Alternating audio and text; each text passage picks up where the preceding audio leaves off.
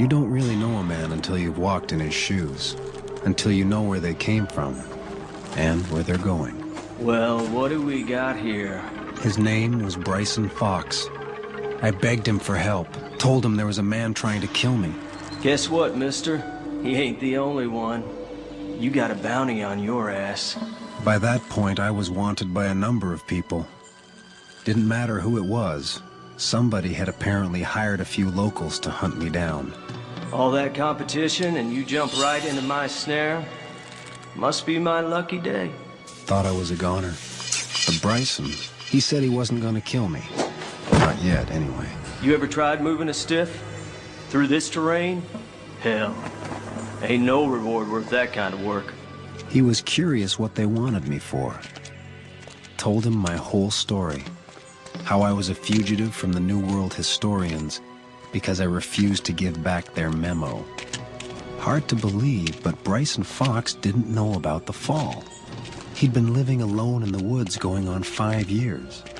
Said he'd noticed things like less campers and no planes in the sky. But for the most part, he didn't give the outside world much thought. Until now. I can respect what you did. I'm a fugitive too. If you're telling me technology's been wiped out, that means my criminal record's been wiped out too. Bryson said I had set him free, so he returned the favor, on one condition, that I take a crash course in survival, starting immediately. Consider this my debt to society. According to Bryson, there were 3 basic rules of survival. You gotta know how to feed yourself, stay warm, and you gotta know how to play doctor. In just a couple of days, he taught me how to trap and how to catch the easy game, like bugs and rodents. He showed me which plants were edible and which ones would kill me. He laid out all the things I'd need to build a fire and shelter in any conditions. Then, he ran me through some basic medical skills using only what you'd find in nature.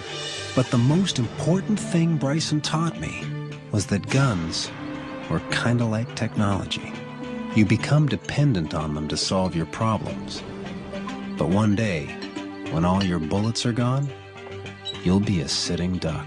Follow your instincts, and you just might make it out of the Ozarks alive.